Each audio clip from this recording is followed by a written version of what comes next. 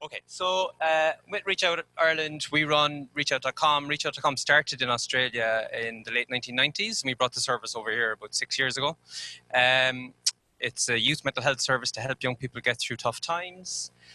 Basically, what we try to do as an organisation and with the service model itself is three simple things. We try to provide information on youth mental health. We try to signpost supports, and for us that means informal support as well as formal supports, and we promote positive mental health.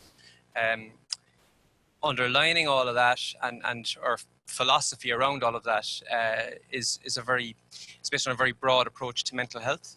I think, it's been mentioned already, there's a lot of conversations about mental health in Ireland at the moment. There's a lot of public discourse around it. People are interested in mental health and youth mental health specifically.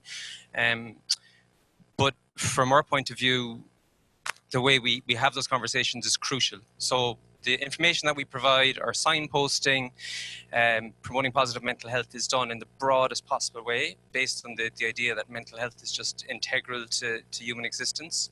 We kind of resist people talking about 1 in 4 people being affected by mental health difficulties. We want to really bring it back to the place where everybody has some ownership of mental health, buys into the concept of mental health, has a personal interest in it. Just to kind of illustrate that, sometimes we ask the question as to what does mental health look like. This is just based on a very simple Google image search of the term mental health. And what it throws up is images of the brain. The brain is really dominant. And also, I think when we think of mental health, it's really often communicated as a euphemism for mental illness still. Or if you're in a room like this and you're talking about mental health, we may not be thinking about the same thing at all. So it's really, really important for us. Just to reinforce that point, if we think about the media coverage of mental health, there's this notion of the head clutcher. That's a conversation that's kind of really started in the UK. They had a campaign to try and get the media there to stop using those stock images of the person in a dark room with their head in their hands. But it's the image that we see time and time again on RTE, on TV3 and the Irish Examiner. Even if it's a story about positive mental health, there's like that dark image there. The campaign in the UK has been fairly successful. They had people like Stephen Fry sign up to it to try and get people to stop thinking about those stock images and realise that mental health or mental health difficulties doesn't look like something really abnormal where somebody's very distressed. And I think that sense is kind of growing here as well. I know some people working in the mental health sector here are trying to foster the same type of conversations. For us on ReachOut.com, the way mental health looks, it looks like something that's more about engaging with other people. It looks like something that's more about having conversations, maybe over tea. It's to do with things like communication. And I suppose overall, it's about something that's relevant to absolutely all of us. I hope some of that makes sense in terms of the philosophy and the approach. The other thing that's sort of important to say about us is that we're a youth mental health organisation. And that kind of means something, because the way health services are organised here and in most Western countries, there's a split between child and adolescent services and adult services. But a few years ago, people in Australia initially started challenging that. They started saying that when people need mental health supports, quite often it's during that transitionary phase. So they argued that the system currently in terms of mental health supports was weakest when the need was greatest. So in some states there, they started introducing services that were based on a 12 to 25-year-old model. So you didn't have some kind of radical split halfway through when people needed support the most. It's become a sort of an international movement. There's a youth mental health paradigm. In an Irish context, it's just ourselves and Headstrong who run the Jigsaw services, who operate to that model, the 12 to 25-year-old thing. The images here are just images of us out and about. Obviously, it can't all be done on the computer. It can't all be done on the internet. We have to go out and meet people and show people that we're real. So we go to colleges, events, festivals, and we also have a big interest in research and evaluation, and in speaking to other audiences like teachers and parents and health professionals who care about youth mental health.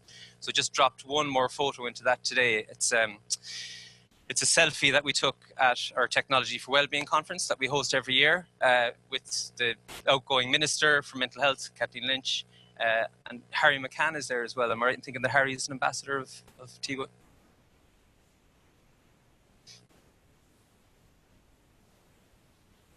Yeah. No, he's been a fantastic ambassador for us as well.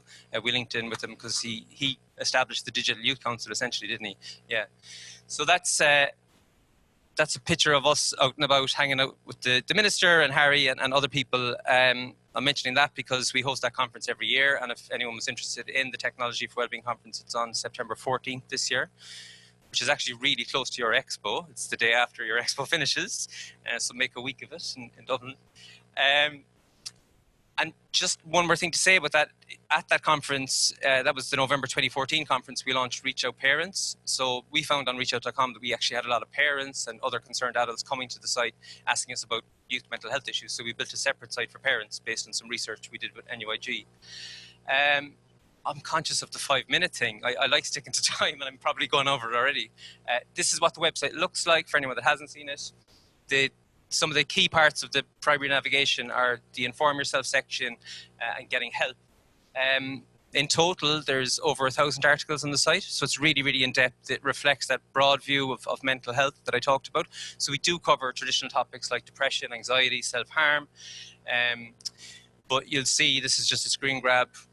Looking a little bit deeper into the site, we cover things like money, work and study, sex and relationships, family and friends, communication, all those types of things. So it's really, really broad in terms of what we cover.